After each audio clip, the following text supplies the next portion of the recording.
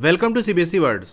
इस वीडियो में हम ग्रेड 8 साइंस का 7th चैप्टर, इसका नाम है पार्टिकुलेट नेचर ऑफ मैटर, ये डिस्कस करेंगे। इससे पहले की चैप्टर्स की वीडियो अपलोड हो चुकी है, अगर आपने नहीं देखा तो description as well as comment section में आपको प्लेलिस्ट का लिंक मिल जाएगा। Probe and ponder. Why is it possible to pile up stones और sand but not a liquid like water?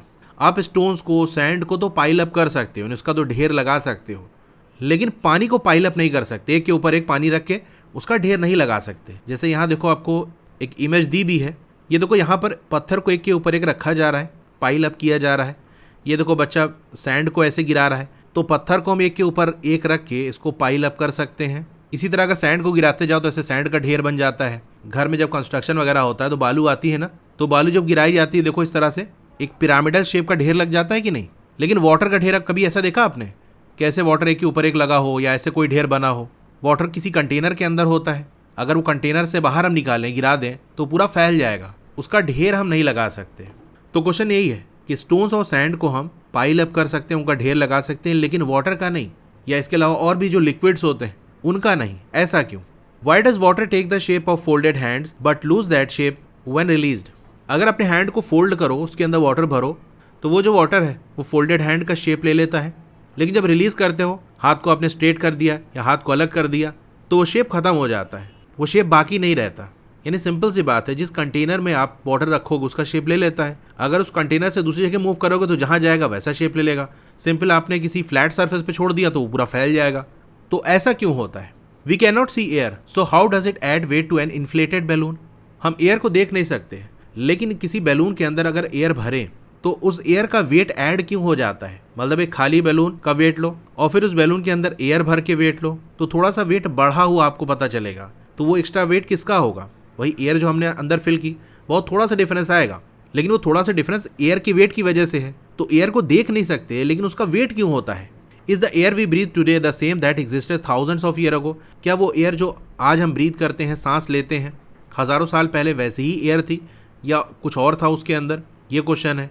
Share your questions. तो अगर आपके माइंड में भी इसी से रिलेटेड कोई क्वेश्चन है तो यहाँ पर आप नोट कर सकते हो। तो बेसिकली ये सारे जो क्वेश्चंस हैं, इनके आंसर इसी चैप्टर के अंदर हम ढूंढेंगे। You might have collected pebbles and stones from the sand while playing on a river bank और अ बीच। अगर आप किसी रिवर के किनारे या फिर बीच पे गए हो और वहाँ खेलते हुए आपने पेबल्स और स्टोन्स, यानी कंकड़ पत्थर सैंड में होते हैं ना, तो उसको हो सकता है आपने कलेक्ट किया हो। Where do these pebbles, stones and sand come from?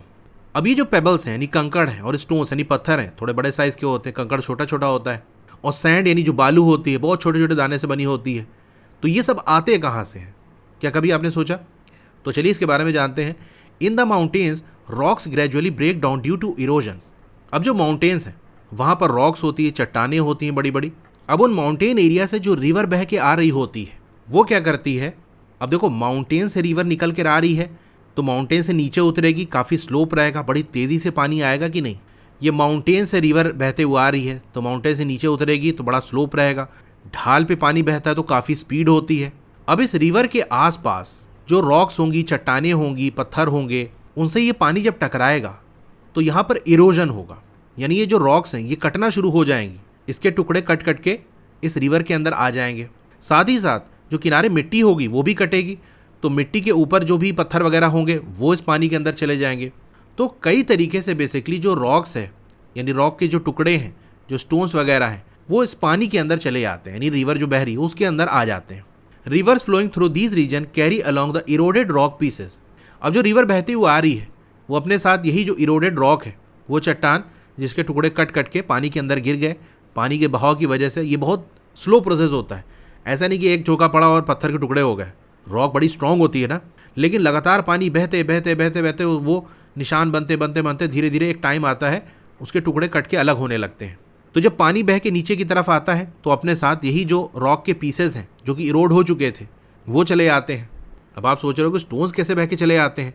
तो जब माउंटेन से पानी नीचे की तरफ आता है तो जैसे मैंने बताया, स्लोप रहता है, काफ़ी स्पीड रहती है। माउंटेन एरिया पे जब बाढ़ आती है, अगर आप वहाँ रहते हो तो अच्छे से जानते ही होगे, नहीं तो जो लोग माउंटेन एरिया में नहीं रहते उनके लिए मैं बताना चाहता हूँ कि जब माउंटेन एरिया पे बारिश होती है और वहाँ पर फ्लड की कंडीशन आती है तो पानी की रफ्तार इतनी होती है कि लोगों के घर बह जाते हैं, गाड़ियाँ बह जाती हैं, तो इतनी स्पीड रहती है। तो वो पानी स्टोन्स वगैरह को अपने साथ बहा कर ले आता है। As the river flow they continue to break down the rocks further into pebbles, stones, sand. अब जैसे जैसे रिवर फ्लो करते हुए आगे की तरफ बढ़ती है, ये जो रॉक के पीसेज हैं इनको और तोड़ती चली जाती है, इनके और टुकड़े होते जाते हैं, बहते हुए आ रहे हैं, पानी के टकराव, फिर ये ज़मीन से टकरा रहे हैं, तो टूटते टूटते इनके फर्दर छोटे टुकड़े होते चले जाते हैं। तो रॉक पेबल्स में कन्वर्ट हो जाती है, यानी छोटे छोटे जो कंकड़ हो गए स्टोन्स में बदल जाती है, और यही टूटते टूटते जब बहुत छोटे टुकड़े हो जाते हैं तो वो सैंड बन जाती है। सैंड और कुछ नहीं बल्कि यही जो बड़ी बड़ी रॉक्स थी, चट्टानें थी, इन्हीं के छोटे छोटे टुकड़े हैं जो टूटते टूटते इतने छोटे हो गए हैं कि वो बिल्कुल छोटे छोटे दाने जैसे हमको दिख रहे हैं। तो जैसे मान लो इतनी बड़ी चट्टान थी, अब इससे कट के इतने बड़े बड़े स्टोन्स बन गए, अब इस स्टोन से छोटे छोटे कंकड़ बन गए, अब इस कंकड़ के टूटने से छोटे छोटे ये सैंड के दाने बन गए। तो इस तरह से होता है। तो इस तरीके से जो रॉक थी वो पेबल्स, स्टोन और सैंड में कन्वर्ट हो गई and transport large quantities of them to the plains. अब ये पानी जो माउंटेन से बहते हुए आया है, नीचे की तरफ आते आते जब वो प्लेन एरिया में पहुंचता है, मैदान वाले एरिया में पहुंचता है, क्योंकि अब रिवर में ज़्यादा स्लोप रह नहीं गया है तो इतनी स्पीड नहीं रहेगी, और जो पेबल्स, स्टोन या सैंड को ये रिवर अपने साथ बहा के ले आ रही थी, अब क्या करेगी, वो प्लेन एरिया में पहुंच के डिपॉजिट करने लगेगी। The bigger rocks are eventually broken down into finer grains of sand and clay. देखो ऊपर जो बात की गई उसको डिटेल में आप ज्योग्राफी में पढ़ोगे। यहाँ पर बेसिकली आपको ये समझना है कि जो बड़ी बड़ी रॉक्स थी उनका ब्रेक डाउन हुआ, वो टूट गई, और टूट के क्या बन गई, फाइनर ग्रेन्स ऑफ सैंड, बहुत छोटे छोटे सैंड के दाने, बालू के जो दाने होते हैं छोटे छोटे, उसमें बदल गई, और क्ले में यानी मिट्टी में बदल गई। Is this grain the smallest unit of bigger rock और can this grains of sand and clay can be broken down further. अब क्वेश्चन ये है कि जैसे बड़ी बड़ी रॉक्स टूट के छोटे छोटे टुकड़े में बदल गई, ये जो स्मॉलर यूनिट्स है क्या इनको फर्दर और ब्रेक किया जा सकता है?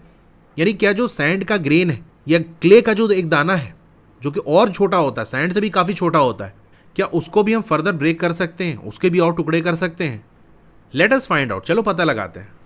तो हमारा टॉपिक है 7.1, what is matter composed of. Matter किसका बना होता है? हर वो चीज़ जिसका कोई मास हो, जिसका कोई वजन हो और वो कोई जगह घेरती हो, स्पेस ऑक्यूपाई करती हो, उसको हम मैटर कहते हैं। ये आपने पढ़ा होगा।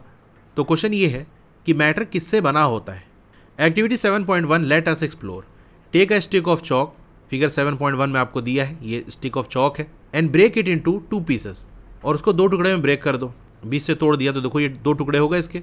Continue breaking the chalk till it become difficult to break it further by hand. तोड़ते चले जाओ और छोटे टुकड़े करते चले जाओ जब तक कि हाथ से तोड़ना मुश्किल ना हो जाए कि भैया अब नहीं टूट रहा है।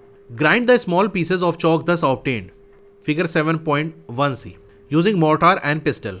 ओखली वगैरह के अंदर उस टुकड़े को डाल के और कूट दो अच्छे से, यानी उसको ग्राइंड कर दो, पीस दो, तो क्या होगा, चौक का पाउडर बन जाएगा। ये देखो सी वाले में आपको दिया हुआ है, ये चौक का पाउडर बन गया। Observe the fine powder of chalk with a magnifying glass. अब मैग्नीफाइंग ग्लास की मदद से चौक के पाउडर को ऑब्जर्व करो। फॉर डू यू ऑब्जर्व, छोटे छोटे चौक के दाने आपको दिखाई पड़ेंगे। ये पाउडर बन गया तो पाउडर में क्या होता है, बहुत छोटे छोटे टुकड़े होते हैं, तो हमको ऑब्जर्व होगा टाइनी ग्रेन्स ऑफ चौक, या आप कह सकते हो टाइनी पीसेज ऑफ चौक। चौक के बहुत छोटे छोटे टुकड़े आपको देखने को मिलेंगे, ये ऑब्जर्व होगा। Each tiny grain you observe is still a speck of chalk. Speck कहते हैं बहुत छोटे टुकड़े को। तो वो छोटे छोटे ग्रेन्स जो आपको देखने को मिल रहे हैं, छोटे छोटे दाने जो देखने को मिल रहे हैं, वो चौक के ही टुकड़े हैं, चौक का ही पार्ट है, वो कुछ और नहीं है। यानी यहाँ से क्या बात समझ में आई कि हमने चौक को ग्राइंड कर दिया, पीस दिया, तो उसका पाउडर बन गया। उस पाउडर में छोटे छोटे जो दाने हैं वो भी चौक के ही हैं, तो इसका मतलब वही छोटे छोटे दाने मिलाकर ये चौक की पूरी स्टिक बनी थी। यानी चौक की पूरी जो स्टिक थी वो चौक के ही बहुत छोटे छोटे दानों से मिलकर बनी थी। ये बात समझ में आ गई। अब यहाँ पर एक क्वेश्चन ये है, is every speck of this fine chalk powder still composed of the same substance और has it change into something else on breaking और ग्राइंडिंग। क्या हर जो पीस है इस छोटे से चौक के पाउडर का वो उसी सेम सब्सटेंस का है जिससे हमारी चौक बनी थी, या फिर ब्रेक करने की वजह से या ग्राइंड करने की वजह से कुछ और बन गया? Recall curiosity grade 7 chapter changes around us, physical and chemical. तो ग्रेड 7 में आपने ये चैप्टर पढ़ा होगा। उस चैप्टर में आपने क्या सीखा था? इस ग्राइंडिंग चौक का फिजिकल चेंज और अ केमिकल चेंज। अगर चौक को हम ग्राइंड करें, पीसें, तो ये फिजिकल चेंज है या केमिकल चेंज है? You learn that Chowk does not change into new substance on grinding. तो आप ये पढ़ चुके हो कि चौक को जब हम ग्राइंड करते हैं, पीसते हैं, तो कोई नया सब्सटेंस नहीं बनता, वो चौक ही रहती है, बस उसके छोटे छोटे टुकड़े हो गए। It is a physical change. तो अगर कोई नई चीज़ नहीं बनती, बस दिखने में थोड़ा सा शेप, टेक्सचर, ये सब चेंज होता है, तो हम कहते हैं उसको फिजिकल चेंज। तो यहाँ पर चौक को जो हमने ग्राइंड किया, पीसा, ये एक फिजिकल चेंज है, in which only the size of each speck of chalk is reduced further. तो चौक के जो टुकड़े थे उन्हीं का साइज कम हुआ है बस, बाकी चौक की स्टिक ले लो या चौक का पाउडर ले लो, दोनों चौक ही है, वही मटेरियल है। These speck of chalk powder can be broken further into smaller particles by further grinding। हमने ग्राइंड किया, पीसा, पाउडर बन गया, छोटे छोटे टुकड़े उसके दिखाई पड़ने लगे, और अगर हम फर्दर ग्राइंडिंग करें और अच्छे से हम पीस दें तो वो चौक पाउडर के जो टुकड़े हैं वो और छोटे हो जाएंगे, यानी उनके और छोटे टुकड़े हो जाएंगे। Let us imagine this process of grinding continues. अब इमेजिन करो ये प्रोसेस ग्राइंडिंग का चलता रहे, यानी ग्राइंड करते जाएं, पीसते जाएं और उसके और छोटे टुकड़े करते चले जाएं। Eventually we would reach a stage where the chalk particles cannot be broken down any further। तो ग्राइंड करते करते एक स्टेज ऐसी आएगी कि जब जो चौक के पार्टिकल्स हैं, जो बहुत छोटे टुकड़े हैं, वो अब नहीं टूट रहे हैं, अब उनके फर्दर छोटे टुकड़े नहीं कर सकते। The tiny units obtain at this stage are the basic building blocks that the chalk was made up of. तो जब ये स्टेज आ जाती है कि अब जो टुकड़े हैं वो और छोटे नहीं हो सकते, तो उस स्टेज पे जो टाइनी यूनिट्स हमको ऑब्टेन होते हैं, तो वो होता है बेसिक बिल्डिंग ब्लॉक्स जिससे चौक बनी होती है। यानी अगर आपसे पूछा जाए कि चौक कैसे बनी है, तो आप कहोगे बहुत छोटे छोटे टुकड़े होते हैं जिनको मिला के पूरी चौक बनी होती है। वो जो छोटे टुकड़े हैं वो ऐसे होते हैं कि उनके फर्दर और छोटे टुकड़े नहीं कर सकते। अब यहाँ क्वेश्चन है, are the units of chalk obtain in this manner consider the smallest units of chalk? The answer is yes. यानी हम ग्राइंड करते जाएँ, पीसते चले जाएँ, एक स्टेज आई कि अब इससे छोटा टुकड़ा नहीं हो रहा है, तो इसका मतलब सबसे छोटे टुकड़े इससे ही बना था वो मिल चुका है हमको। यही टुकड़े आपस में मिलके चौक का पूरा पीस बना रहे थे। This means that one whole piece of chalk was made up of large number of smaller units. तो इसका मतलब ये है कि एक पूरा जो पीस है चौक का वो बना होता है बहुत ढेर सारे स्मॉलर यूनिट से मिलके। These units are called constituent particles of chalk. अब इन्हीं यूनिट्स को हम चौक के कॉन्स्टिट्यूएंट पार्टिकल्स कहते हैं। कॉन्स्टिट्यूएंट का मतलब होता है किसी पूरी चीज़ का कोई टुकड़ा। तो यहाँ पर किस टुकड़े की बात कर रहे हैं? वो जो सबसे छोटा टुकड़ा है, उससे छोटा अब नहीं हो सकता। तो ये जो यूनिट्स हैं वो चौक के कॉन्स्टिट्यूएंट पार्टिकल्स हैं, इन्हीं से मिलके पूरी चौक बनी है। A constituent particles is the basic unit that makes up a larger piece of a substance or material।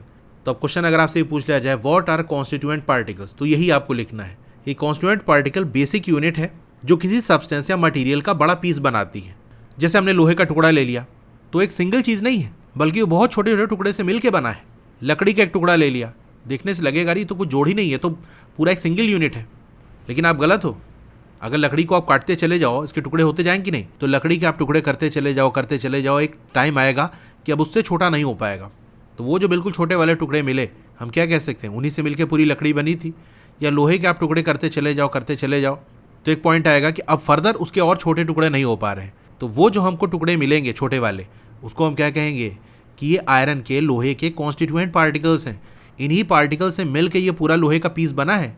Just like chalk the grain of sand and clay are not the smallest unit of bigger rocks. ठीक इसी तरीके से हमने देखा था कि rocks जो है चट्टाने टूट टूट के सैंड और क्ले में बदल जाती हैं, और सैंड और क्ले के अंदर बहुत छोटे छोटे दाने होते हैं। तो वो रॉक सैंड और क्ले के पार्टिकल से मिलकर नहीं बनी है, बल्कि वो सैंड और क्ले जो आप देख रहे हो वो भी बहुत छोटे छोटे टुकड़े से मिलकर बनी होती है। इस इमेज को आप देखो, किस चीज़ की इमेज है बता सकते हो आप? आप कहोगे हाँ छोटे छोटे कंकड़ पत्थर हैं। द आंसर इज नो, ये सैंड के पार्टिकल्स हैं माइक्रोस्कोप के अंडर। तो जो आपको बहुत छोटे छोटे दाने दिख रहे हैं ना, इसको हम जूम करके देखें, अंडर द माइक्रोस्कोप देखें, तो ये इतने बड़े बड़े आपको दिखाई पड़ेंगे। तो इनके भी फर्दर टुकड़े किए जा सकते हैं। These are also made up of large number of their constituent particles.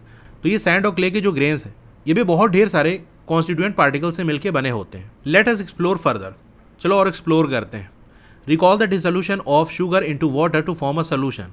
Sugar को वाटर के अंदर हम डिसॉल्व करते हैं, यानी पानी के अंदर चीनी डाला, चम्मच से चलाया, मिक्स होकर क्या बनता है? सोल्यूशन बनता है। याद करो कैसे बनाया जाता है। What happens to sugar when it dissolve in water. जब शुगर वाटर के अंदर डिसॉल्व हो जाती है तब क्या होता है? तब उसका टेस्ट मीठा हो जाता है। और क्या? तो चलो एक्टिविटी 7.2 करते हैं। लेट अस परफॉर्म। अब यहाँ देखो सेफ्टी फर्स्ट दिया है। Perform the activity under the supervision of a teacher और एन एडल्ट। तो एक्टिविटीज़ को आपको टीचर के या एडल्ट के, कोई बड़ा हो आपके आसपास, उसके सुपरविजन में ही करना है। Never eat or drink anything unless asked to. किसी भी चीज़ को खाना या पीना नहीं है जब तक कि कहा ना जाए। Fill a glass tumbler with drinking water. एक गिलास को पीने वाले पानी से भर लो। Put 2 teaspoon of sugar into it. 2 चम्मच चीनी डाल दो। पानी को चलाना नहीं। Taste a small spoonful of water from the top layer of glass. ये आपका ग्लास है, इसके अंदर आपने पानी भर लिया। 2 चम्मच चीनी इसके अंदर डाल दो। तो चीनी क्या होगी? नीचे जाके ऐसे बैठ जाएगी। चम्मच से चलाओगे तो डिजॉल्व हो जाएगी, लेकिन अभी चम्मच से चलाना नहीं है, मिक्स नहीं करना है। मिक्स करने से पहले जैसे ही चीनी डाला, ऊपर से ही आपने 1 चम्मच पानी निकाल लिया और उसको टेस्ट करो। Does the water taste sweet? क्या पानी आपको मीठा लगा? The answer is no. ये सिंपल सी एक्टिविटी है, ट्राई करना। पानी लिया, 2 चम्मच चीनी डाल दिया और ऊपर से पानी निकाल कर टेस्ट कर लिया तो आपको मीठा फील नहीं होगा। Now stir the water until the sugar dissolve completely. अब चम्मच से चलाओ टेस्ट करने के बाद, जब तक कि जो शुगर है वो डिजोल्व ना हो जाए पूरी तरह से। Again taste a spoonful of water from the top layer.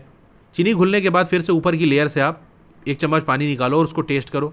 What difference in the taste do you notice? आपको टेस्ट में क्या डिफरेंस फील होगा? तो स्टार्टिंग में जब हमने टेस्ट किया था तो मीठा फील नहीं हो रहा था, लेकिन जब शुगर पूरी तरह से डिजोल्व हो गई वाटर में, अब ऊपर से ही वहीं से पानी निकाला जहाँ से पहले निकाला था, उसी हिस्से से पानी निकाल के टेस्ट करोगे तो आपको मीठा फील होगा। Does it taste sweet? Yes, इस बार मीठा टेस्ट आएगा। Since the top layer of water taste sweet after dissolving sugar, it must be present in the solution. अब देखो यहाँ पर क्या हुआ, हमने ऊपर से 1 चम्मच पानी लेकर उसको टेस्ट किया तो मीठा फील हुआ। इसका मतलब पानी तो मीठा होता नहीं ना, तो शुगर डाले तो मीठा हुआ, इसका मतलब वहाँ शुगर प्रेजेंट होगी जहाँ से हमने पानी निकाला, तभी मीठा टेस्ट आ रहा है कि नहीं? Do you observe any sugar particles in the solution? अच्छा, क्या शुगर को कोई पार्टिकल आपको दिखाई पड़ा? जब चीनी पूरी तरह से पानी में घुल जाती है तो चीनी गायब हो जाती, दिखाई नहीं पड़ती, उसका कोई टुकड़ा आपको नहीं दिखाई पड़ेगा। लेकिन जब हम उसको टेस्ट कर रहे हैं तो मीठा फील हो रहा है, इसका मतलब शुगर है, कहीं उड़ नहीं गई, गायब नहीं हो गई, वो वहीं प्रेजेंट है, बस दिखाई नहीं पड़ रही है। तो ऐसा क्यों होता है? Sugar particles can no longer be observe but their presence can be sensed by taste. Starting में जब चीनी आप डाले थे तो चीनी आपको दिखाई पड़ रही थी, चीनी तो दिखाई पड़ती है ना, उसके दाने आपको दिखाई पड़ते हैं। जब पानी में डालोगे तो भी आपको दिखाई पड़ेंगे, लेकिन जब चीनी घुल जाएगी, डिजोल्व हो जाएगी, फिर उसके पार्टिकल आपको दिखाई नहीं पड़ेंगे, लेकिन उनकी प्रेजेंस को हम फील कर सकते हैं। हम ये कह सकते हैं कि हाँ, शुगर प्रेजेंट है इस पानी के अंदर। कैसे? टेस्ट करके। When the sugar dissolve in water, it breaks up into its constituent particles which cannot be broken down further. तो यहाँ पर जानते हो क्या हुआ? जो चीनी के दाने आपको पहले दिखाई पड़ रहे थे, डिजोल्व करने के बाद अब नहीं दिखाई पड़ रहे हैं, बेसिकली वो जो छोटे छोटे दाने थे वो अपने कॉन्स्टिट्यूएंट पार्टिकल्स में ब्रेक डाउन हो गए। जैसे चीनी का दाना है, जूम करके दिखाएं, इतना बड़ा दाना है, पानी के अंदर जब जाएगा उसको चलाओगे तो इसके टुकड़े होना शुरू हो जाएंगे। जैसे मान लो पहले इसके 4 टुकड़े हो गए, अब 1 टुकड़ा इसका ले लेते हैं, फिर इसके टुकड़े होंगे, अब ये 1 टुकड़ा ले लिया, फिर इसके और फर्दर टुकड़े होंगे, ये 1 छोटा टुकड़ा होगा। इस तरह से करते करते करते जो इसके कॉन्स्टिट्यूएंट पार्टिकल्स है वहाँ तक ये टूटेगा, यानी उस स्टेज तक ये ब्रेक डाउन होगा, जिसके बाद अब फर्दर ये और छोटे टुकड़े नहीं हो सकते। और छोटे टुकड़े नहीं हो पा रहे हैं, यही इस बात की निशानी है कि वो जो शुगर का दाना है वो उसी छोटे वाले टुकड़े से मिलके बना था। अगर और छोटे उसके टुकड़े हो जाते, इसका मतलब और छोटे टुकड़े से वो मिलके बना होगा, लेकिन एक स्टेज आकर वो फर्दर ब्रेक नहीं हो रहा, इसका मतलब वो अब कंप्लीट पीस मिल गया। ऐसे ही पार्टिकल्स मिलके पूरा शुगर का एक दाना बना रहे थे। हाँ, तो आपको दिखाई इसलिए नहीं पड़ रहा है क्योंकि वो अपने कॉन्स्टिट्यूएंट पार्टिकल्स के अंदर ब्रेक हो गया, और वो इतने छोटे हैं कि आपको दिखाई नहीं पड़ेंगे, इसीलिए पानी में आपको वो दिखाई नहीं पड़ रहे हैं, क्योंकि उनके बहुत छोटे टुकड़े हो गए। Each tiny grains of sugar is made up of millions and millions of such constituent particles. अब आप सोच रहे होंगे कि शुगर का दाना तो खुद इतना छोटा सा होता है, ये जिन पार्टिकल से मिलकर बना होगा, यानी इसके जो कॉन्स्टिट्यूएंट पार्टिकल्स हैं वो इससे थोड़ा सा छोटे होंगे, लेकिन ऐसा नहीं है। वो एक चीनी का दाना जो छोटा सा देखते हो, उसके अंदर millions and millions constituent particles होते हैं उस शुगर के। तो सोचो वो कॉन्स्टिट्यूएंट पार्टिकल्स कितने छोटे होंगे, बहुत ही ज़्यादा छोटे। Activity 7.1 and 7.2 support the idea that matter is composed of a large number of extremely small particles. तो एक्टिविटी 7.1 और 7.2 इस आइडिया को सपोर्ट कर रही है कि जो मैटर है ना वो बहुत ढेर सारे, बहुत ही ज़्यादा छोटे छोटे पार्टिकल से मिलकर बनी है। दोनों पॉइंट पे ध्यान देना कि मैटर कंपोज्ड है, मैटर बना है किससे? लार्ज नंबर ऑफ, यानी बहुत ढेर सारे हैं, और एक्सट्रीमली स्मॉल पार्टिकल्स, बहुत ही छोटे पार्टिकल से मिलकर बना है, बहुत छोटे छोटे पार्टिकल से मिलकर बना है, और वो पार्टिकल बहुत ढेर सारे हैं। ये 2 पॉइंट इंपॉर्टेंट है। These particles are so small that they can not be seen even through an ordinary microscope. अब ये जो पार्टिकल है ना वो इतने छोटे होते हैं कि ऑर्डिनरी जो माइक्रोस्कोप आपके लैब वगैरह में होता है, जैसे बायो लैब में जाओ वहाँ मिल जाएगा, उससे भी नहीं दिखाई पड़ेंगे। उसके लिए और पावरफुल माइक्रोस्कोप होता है, इसको हम इलेक्ट्रॉन माइक्रोस्कोप कहते हैं, वहाँ से वो दिखाई पड़ते हैं। अब ये पूछ रहा है but where did the sugar go? Sugar कहाँ गई? भाई शुगर कहीं गई नहीं, शुगर वहीं प्रेजेंट है, पर उसके छोटे छोटे टुकड़े हो गए, बहुत छोटे वाले, इतने छोटे कि हमको दिखाई नहीं पड़ रहे, तो हमको लग रहा है वो गायब हो गई।